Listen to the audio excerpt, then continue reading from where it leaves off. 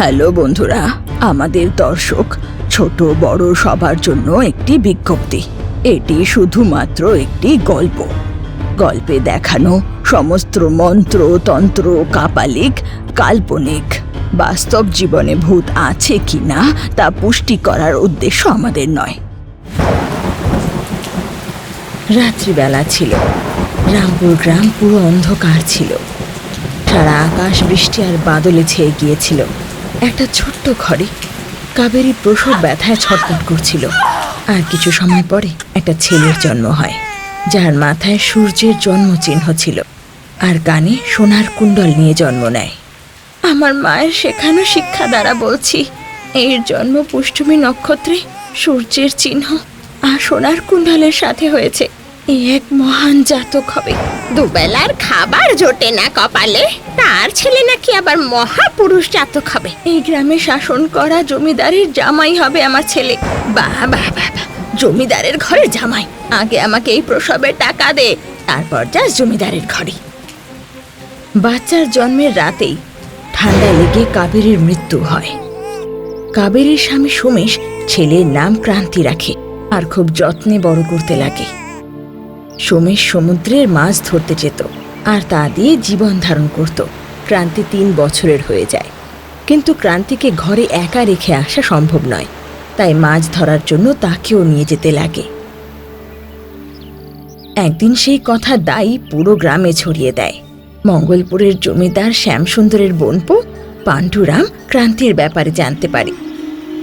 কি সেই বাচ্চাটা বড় হয়ে আমার ভাগ্নিকে বিয়ে করে নেবে আর সম্পত্তির মালিক হয়ে যাবে? না, এটা হতে পারে না।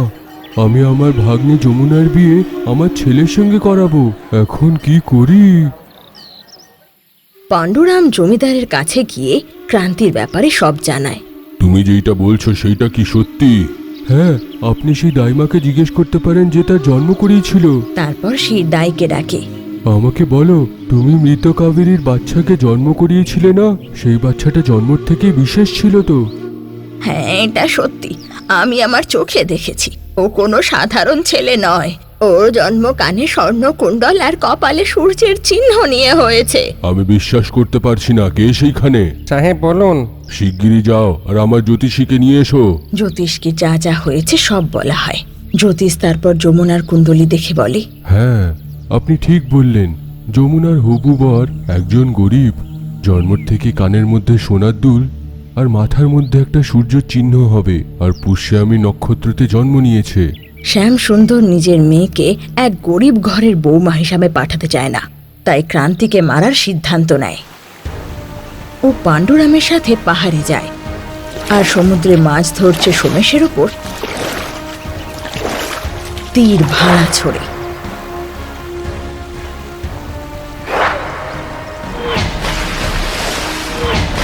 সোমেশ তক্ষুনি ক্রান্তিকে একটা কাঠের বাক্সে রেখে নদীতে ছেড়ে দেয়।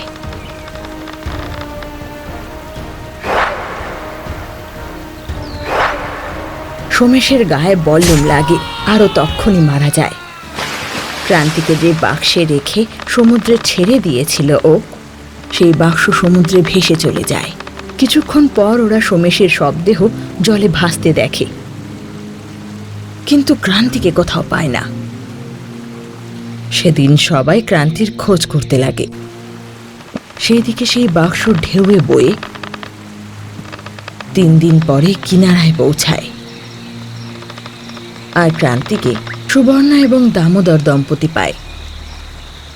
শোনো গো, এই বাচ্চা আমাদের ভগবানের দান স্বরূপ বলে 2 দম্পতি ক্রান্তিকে মহুয়া নিয়ে যায় আর সেখানে লালন পালন করতে লাগে। দামোদর মহুয়ার গ্রাম প্রধানের বাড়িতে কাজ করে। একদিন রাস্তায় যেতে যেতে মন্ত্রকাকি ক্রান্তিকে দামোদরের ঘরে খেলতে দেখে। এর গায়ে আমাদের তান্ত্রিকের রক্ত রয়েছে, তার ওপর এর মাথায় এই সূর্য চিহ্ন, তার মানে ও খুব ভাগ্যশালী হবে। এটা বলে ওকে আশীর্বাদ দেয়। সুবর্ণা আর দামোদর ওকে খুব যত্নে বড় করতে লাগে আর ক্রান্তি ধীরে ধীরে বড় হয়ে ওঠে। ও মহুয়া গ্রাম প্রধানের বাড়িতে গৌশালায় কাজ করে। ওদিকে মঙ্গলপুরের আশেপাশে ভয়ঙ্কর খরা পড়ে। বায়ু জল মাটি সব দূষিত হয়ে যায়। সব ফসল নষ্ট হয়ে যায়, মানুষের দুরারোগ্য ব্যাধি হতে লাগে। আর এসবের কারণ পাণ্ডুরাঙ্গা ছিল। জমিদারকে নিজের হাতের পুতুল বানানোর জন্য প্রকোপিনী নামের শূদ্র দেবতার পুতুলকে এক তান্ত্রিকের সাহায্যে গুপ্তভাবে গ্রামের মাঝখানে পুঁতে দেয়। সেই পুতুল থেকে আসা বিষাক্ত হাওয়ায় সবকিছু দূষিত হতে লাগে। যেভাবে হোক নিজের ছেলের বিয়ে জমিদারের মেয়ের সাথে করানোর জন্য সে শূদ্রতন্ত্র করায়। এইভাবে ও জমিদারের স্থান পেতে চেয়েছিল। যেহেতু গ্রামে খাবার ছিল না, এই জন্য জমিদার আশেপাশের গ্রাম থেকে শস্য কিনে প্রজাদের মধ্যে বিলি করতে লাগে। গ্রামকে আবার পুনরুজ্জীবিত করতে উনি অনেক চেষ্টা করেন, কিন্তু এতে কোনো লাভ হয় না। পাণ্ডুরাম খরার ব্যাপারে সব জেনেও কাউকে কিছু না বলে স্বার্থবশে চুপ ছিল। কিছুদিন পরে এক স্বামীজি সেই গ্রাম দিয়ে যাচ্ছিল।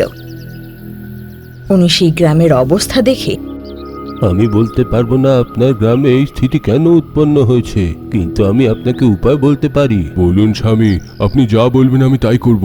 এইখান থেকে 100 কিলোমিটার দূরে কৌশু নামের একটা গুফা আছে। সেইখানে তাঁবার উপর সোনার চুলে 3টে ভূত আছে। সেই ভূতের চুল আনতে হবে।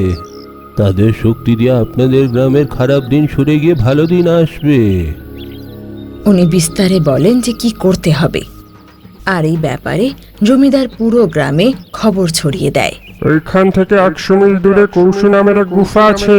সেইখানে তাওয়ার উপর সোনার চুলের 3টে ভূত থাকে। যে সেই ভূতেদের চুল নিয়ে আসতে পারবে তাকে অর্ধেক রাজ্য দেওয়া হবে। রাহু সাহেব।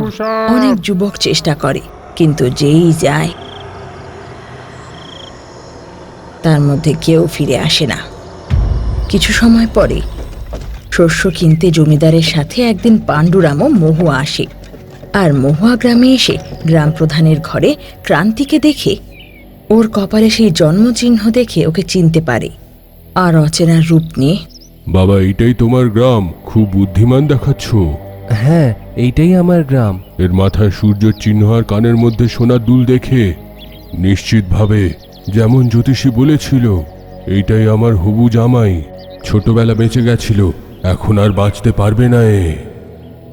এটা ভেবে ক্রান্তির সাথে কথা বলতে বলতে মহুয়া গ্রাম প্রধানকে বলে, আমরা যে আনাজ নিয়েছি সেইটা উপযুক্ত নয়। আমাদের এখনো অবধি কিছু গম আর আনাজ দরকার। তাদের কেনার জন্য আমাদের পাশের গ্রামে যেতে হবে।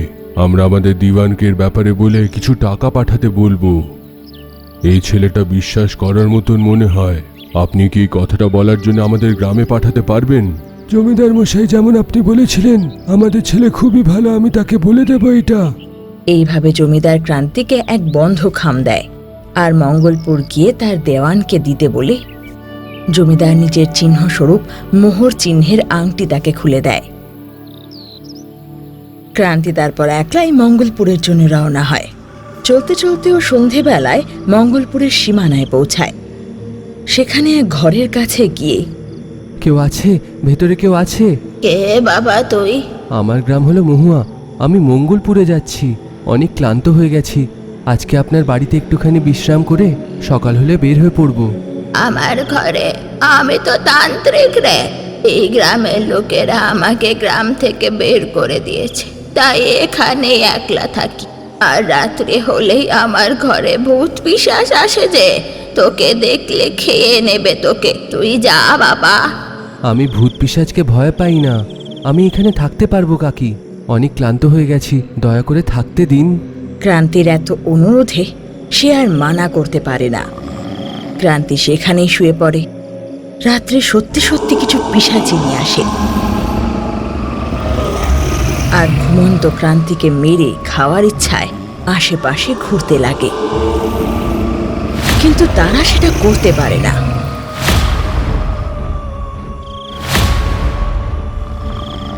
এই রক্তে তান্ত্রিকের রক্ত রয়েছে। হ্যাঁ, এই জন্য একে খেতে পারছি না আমরা।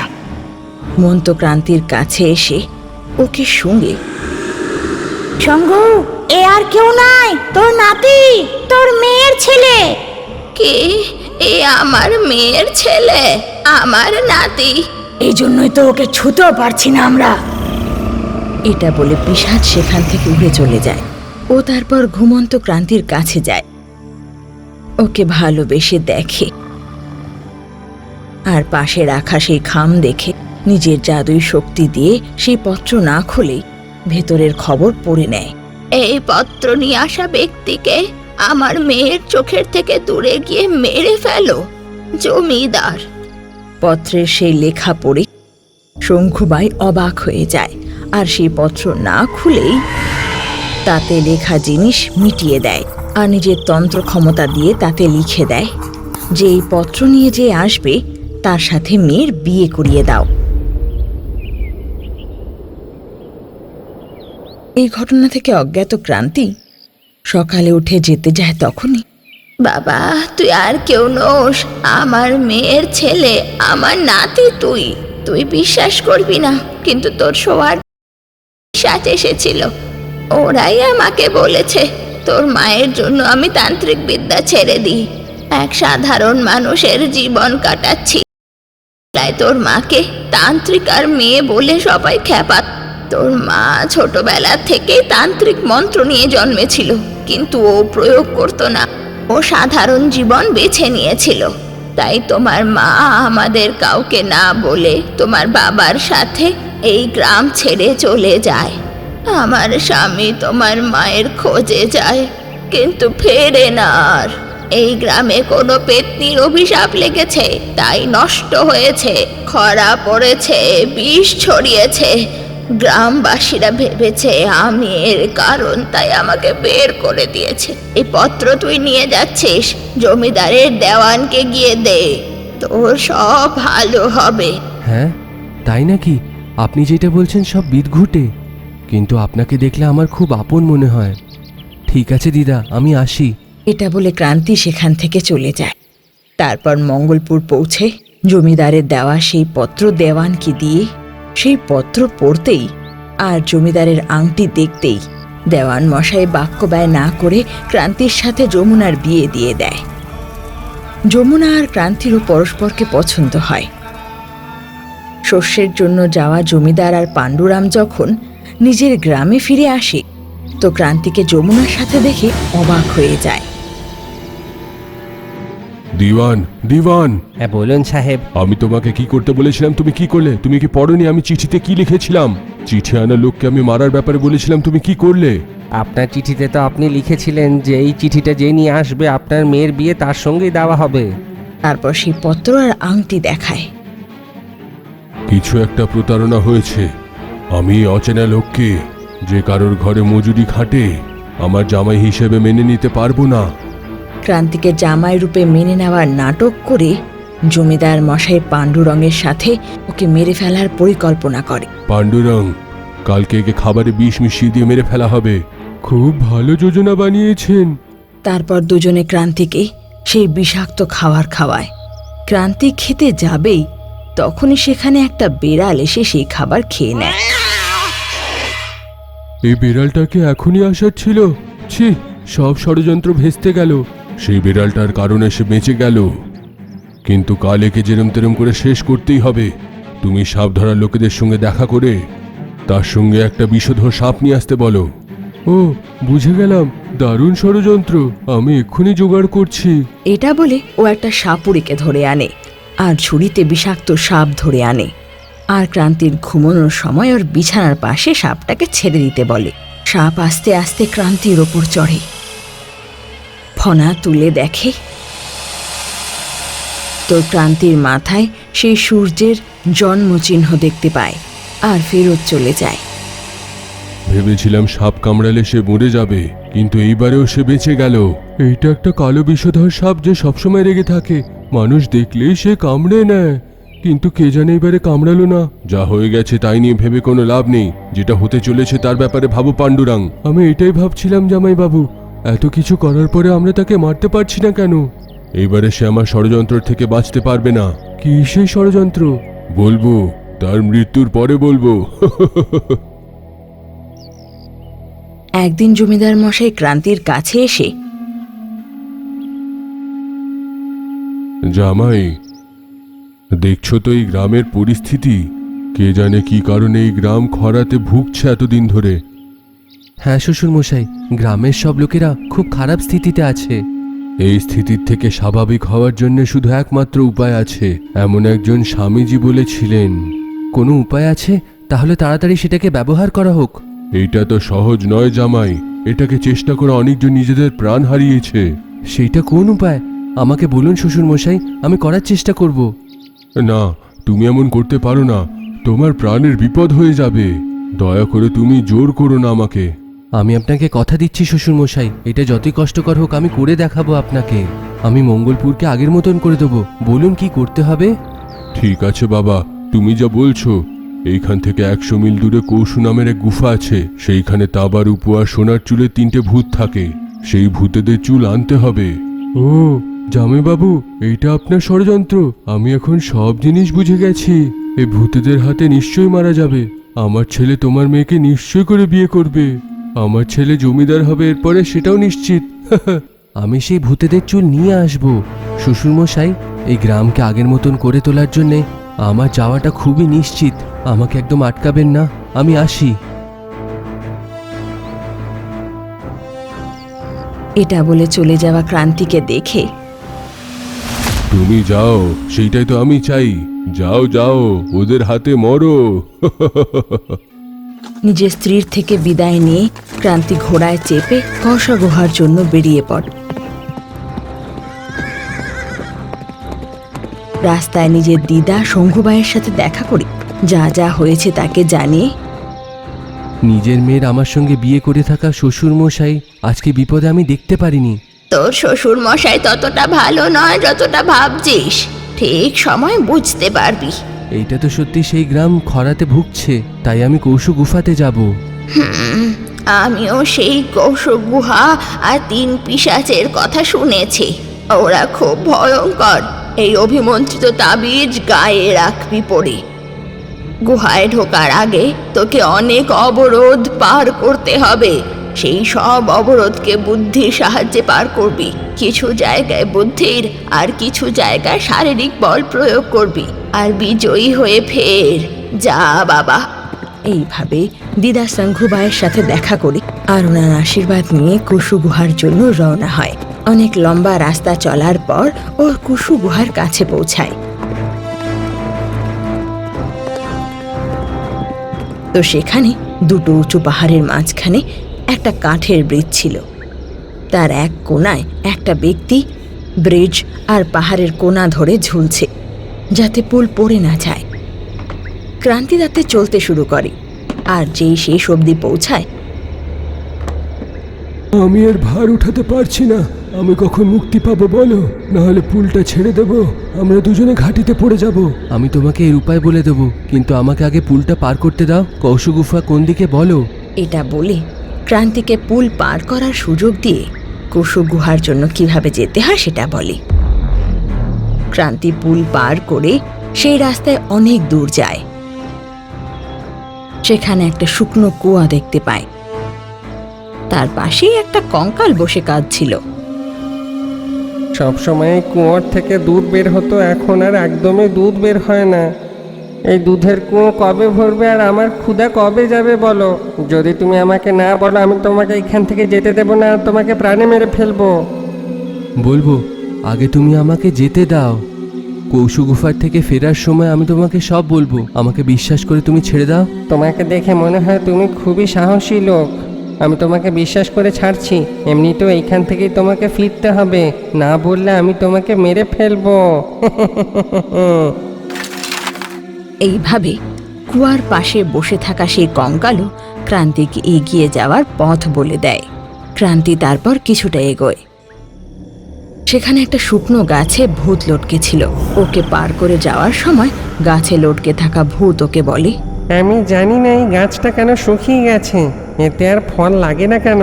এইখানে ফল কবে আসবে, আমার খিদে কবে যাবে, না হলে আমি তোমাকে মেরে ফেলবো। আমি তোমাকে কোনো উত্তর দিই তার আগে আমাকে কৌশু গুফা যেতে দাও। আমি সেইখান থেকে ফেরার সময় তোমাকে সব উত্তর দেব। তোমাকে বিশ্বাস করছি। তুমি যদি আমাকে উত্তর না দাও, তোমাকে এই রাস্তার থেকে ফিরতে হবে, তখন মেরে ফেলবো। সেইখানে পাহাড় পার করার পরে তুমি কৌশু গুফা দেখতে পাবে। ঠিক আছে, তোমার বিচার অনুসারে আমি উত্তর না দিতে পারলে তুমি আমাকে মেরে ফেলো। ও ভূতকে কথা দিয়ে ভূতের দেখানো রাস্তায় চলতে লাগে। কিছু দূর চলার পর ও একটা গুহা দেখতে পায়, যার ঢোকার রাস্তা বিশাল।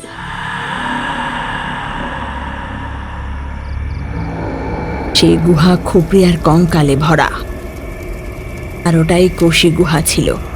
গুহার ভেতরে গিয়ে দেখে তো সেখানে 3টে পিশাচ কোথাও দেখা যাচ্ছিল না, শুধু খাঁচায় একটা তোতা ছিল, যাকে পিশাচরা বন্দি করে রেখেছে। গুহায় যাওয়া ক্রান্তিকে তোতা দেখে। আরে ও মানব, এইখানে কি করে আসলে? সাধারণ মানুষ এখানে আসতে পারে না। তুমি এখানে এসেছো মানে তুমি সাধারণ মানুষ নও। বলো, তুমি কে? ও কে আর ওখানে কেন এসেছে তার কারণ সেই তোতাকে ক্রান্তি সম্পূর্ণ বিস্তারে জানায়। ও, তার মানে তুমি আমার নাতি? তোমার নাতি? কি করে? যেই তান্ত্রিকার ব্যাপারে তুমি বলেছ, সেই সাঙ্গুবাই আর কেউ নয়, সে আমার স্ত্রী। তুমি আমার মেয়ের ছেলে। আমি এক তান্ত্রিক ছিলাম। তোমার মায়ের জন্মের সময় আমি তার কুণ্ডলী দেখে তার ব্যাপারে জানতে পেরে গেছিলাম। বিয়ের পরে তোমাকে জন্ম দিতে গিয়ে সে মারা যাবে।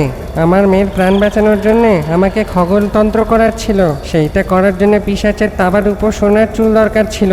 তাই আমার মেয়ের বিয়ে হওয়ার সঙ্গেই আমি আমার স্ত্রীকে না বলেই সেই চুলের খোঁজে বের হয়ে গেলাম। এইখানে ফেঁসে যাই। আমি নিজের জাদু শক্তি দিয়ে তোতা হয়ে এখান থেকে পালাতে চেষ্টা করি, কিন্তু 3টে পিশাচ আমাকে বন্দি করে দেয়। ওরা আমাকে মারে না, যাতে আমার সঙ্গে তাদের সময় কেটে যায়, আর আমাকে সুরক্ষার জন্য এখানে রেখেছে। এখানে আজ অব্দি কেউ আসেনি, প্রথমবার কেউ এসেছে। যার জন্য এসেছো তুমি সেইটা নিয়ে যেও, আমি তোমাকে সাহায্য করব। ঠিক আছে দাদু, আমাকে কি করতে হবে? সেই পিশাচগুলো বাইরে গেছে, ওদের আসার সময় হয়ে গেছে। যাও, গিয়ে ঘোড়ার পেছনে লুকিয়ে যাও। দাদু, আমার কিছু উত্তর দরকার। কি আছে? আমার এই গুফাতে আসার আগে সেই পুল, দুধের কুয়ো আর সেই শুকনো গাছের ওইখানে আটকানোর 3জনকে, আমি তাদের প্রশ্নের উত্তর কি করে দিই? পশু গুহায় যাওয়ার রাস্তায় যা যা ঘটেছে ক্রান্তি দাদুকে সম্পূর্ণ জানায়। ওদের ব্যাপারে সে পিশাচ ছাড়া কেউই জানে না, আমিও কিছু বলতে পারবো না। তো দাদু, এগুলো কি করে আমরা জানতে পারবো? আমার কাছে একটা উপায় আছে। ওরা আসার পরে নিজেদের চুল খুলে রেখে দেয়, সেইটা সোনার রূপও আবার মুদ্রার রূপে পরিণত হয়। আমার কাছে আসে আর আমরা ঘুমাই। একটা গান গাইতে বলে কিংবা গল্প শোনাতে বলে। তাদেরকে নিজের কথার মধ্যে ফাঁসিয়ে দিয়ে আমি উত্তরগুলো জেনে নেব। ঠিক, যাও, ওদের আসার সময় হয়ে গেছে। সেই ঘোড়ার পেছনে গিয়ে লুকিয়ে পড়ো। এটা বলতেই ক্রান্তি সেখানে রাখা একটা বড় ঘোড়ায় গিয়ে লুকিয়ে পড়ে। পিশাচ গুহায় আসে নিজের চুল খুলে পাশে রাখতে।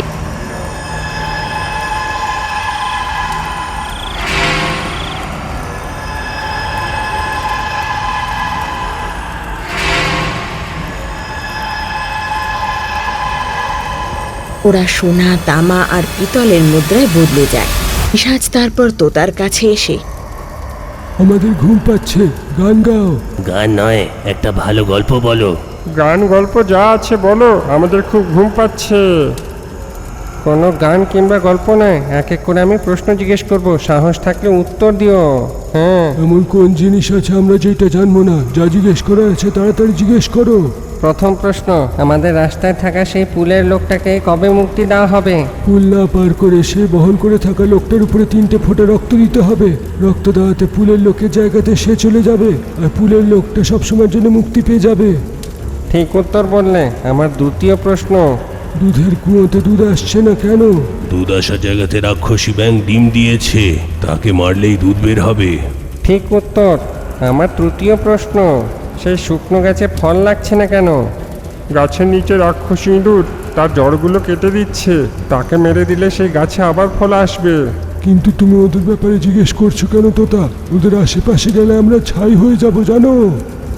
ঠিক আছে, আগে তুমি একটা আমাকে গল্প শোনাও। শুই পড়ো পিশাচরা, গানটা এই শোনো। শুই পড়ো পিশাচরা, ভালো করে শুই পড়ো পিশাচ। ভালো গান গাইব, ভালো ঘুম হবে। আরো ভালো গান গাইব, ভালো ঘুম আসবে। ভালো করে ঘুমিয়ে পড়ো পিশাচ। আরে ভালো করে ঘুমিয়ে পড়ো পিশাচ। যে টিয়া গান গায় অমনি 3 পিশাচ নাক ডেকে ঘুমোতে যায়। আরে নাতি, এখানে তাবার উপর সোনার মুদ্রা নিয়ে তাড়াতাড়ি চলে যাও। এইটাই সেই পিশাচদের চুল। তুমি আমার ব্যাপারে ভেবো না, তুমি আমার এই তোতা রূপে থাকার কারণ। তোমাকে সাহায্য করার জন্য আমি এই রূপটা পেয়েছি। তোমার জন্ম ভালো কাজের জন্য হয়েছে, তুমি বিশ্ব কল্যাণের জন্য জন্ম নিয়েছো। খারাপ লোকেদের মৃত্যু হবে, ভালোর সঙ্গে ভালোই হয়। যাও, ভালো করে নিজের জীবনযাপন করো। আর তোমার বাবাকে মারার জন্য আর কেউ নয়, তোমার শ্বশুর দায়ী। আর সেই ঘোড়ার পাশে যে জাদু তলোয়ার আছে সেইটা তুমি নিয়ে যেতে পারো। ঠিক আছে দাদু, আমি আসি। আমার বাবাকে মেরে থাকা লোকেদের ছাড়বো না। এটা বলে ক্রান্তি সেই 3টে মুদ্রা নিয়ে ওখান থেকে চলে যায়। রাস্তায় সেই শুকনো গাছের কাছে গিয়ে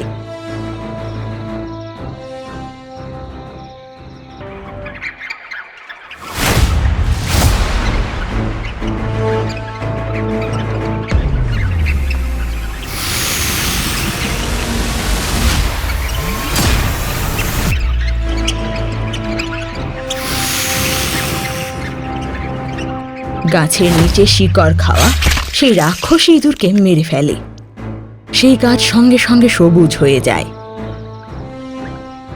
এই থলিটা নাও, এর মধ্যে সোনার বালি আছে। সোনালি বালুর থলে নিয়ে দুধ কুয়ার কাছে গিয়ে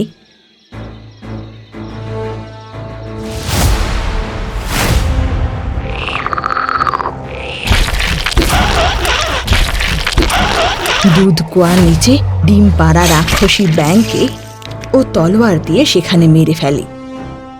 ওর মৃত্যু হতে কুয়োতে দুধ ভরে যায়, আর পুরো কুয়ো দুধে ভরে যায়। ধন্যবাদ বীর, তুমি নিজের কথার মান রেখেছো। এই নাও, এই থলিতে সোনার বালি আছে। কঙ্কালের দেওয়া সেই সোনালি বালুও নিয়ে কাঁধে রেখে সেই পুলের কাছে যায়। যেই ব্যক্তি পুলটা ধরেছিল তাকে মুক্তি দেওয়ার জন্য পিশাচের বলে দেওয়া পথ ওর কানে কানে বলে। যে কেউ তোমার উপর থেকে এইটাকে পার করতে যাবে তাকে বলো তোমার উপরে 3টে ফোঁটা রক্ত ফেলে দিতে। রক্তর ফোঁটা দেওয়ার পরে সে তোমার জায়গাতে এসে যাবে, আর তুমি সবসময়ের জন্য মুক্ত, পুরোপুরি মুক্ত। এটা বলে ও সেই পুল পার করে ফেলে। আর কয়েকদিনের পথ চলার পর মঙ্গলপুর পৌঁছে যায়। ক্রান্তিকে সেই 3 জনের চুলের সাথে ফেরত আসতে দেখে জমিদারের মাথা ঘুরে যায়। এইটা অসাধারণ মনে হচ্ছে। ক্রান্তি নিজের শ্বশুর মশাইকে নিজের সাথে আনা 3টে সোনালি বালির সাথে এই মুদ্রাও দেখায়। জামাই, এই সোনার বালি কোথা থেকে পেলে? পশু গুফার রাস্তাতে একটা পুল আছে, সেই পুলের সেই পারে পুরো সোনার বালির মরুভূমি, সেইখান থেকে আনলাম। সোনার মরুভূমি? তাহলে 2টো থলি কেন আনলে? এত ভারী জিনিস ওঠাতে পারবো না, তাই 2টো থলি নিয়ে এসেছি। কিন্তু আমরা যখন চাইবো তখন সেই পুলটাকে পার করে গিয়ে যত ইচ্ছে তত সোনা নিয়ে আসতে পারবো। ক্রান্তির এই কথা বলতেই জমিদার মশাই সোনার লোভে একা একাই রওনা দেয়। ঘোড়ায় বসে পুলের দিকে রওনা হয়। ওদিকে মঙ্গলাপুরে ক্রান্তির আনা 3টে মুদ্রা দিয়ে তখন স্বামীজি পুজো করেন, তখন সেই 3 মুদ্রা সোনা, তামা আর পিতলের চুলে বদলে যায়। আর পুরো গ্রাম ঘুরে সেই স্থানে এসে থেমে যায় যেখানে মূর্তি ছিল। আর এর ফলস্বরূপ গ্রামের মাঝখানে পুঁতে থাকা সেই শূদ্রদেবীর মূর্তি মাটি থেকে বেরিয়ে এসে তাকে পোতা পাণ্ডুরঙ্গা আর তান্ত্রিককে ওখানে মেরে দেয় আর নিজে ভস্ম হয়ে যায়। ওদিকে কুশু গুহায় পিশাচরা তোতাকে মেরে ফেলে। ক্রান্তি ওদের চুল নিয়ে গেছে এটা জেনে সেই ভূতরা ক্রান্তিকে খুঁজতে জোরে চেঁচাতে চেঁচাতে মঙ্গলপুরের দিকে রওনা হয়।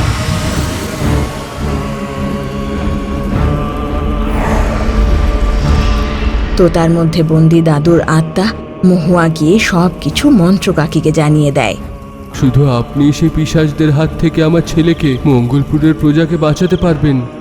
কাকি আর এক মুহূর্ত দেরি না করে লোকি, বিড়াল ভূত, নাটা ভূত আর যমদগিন ঋষির সাহায্যে কিছুক্ষণের মধ্যেই মঙ্গলপুর পৌঁছে যায়।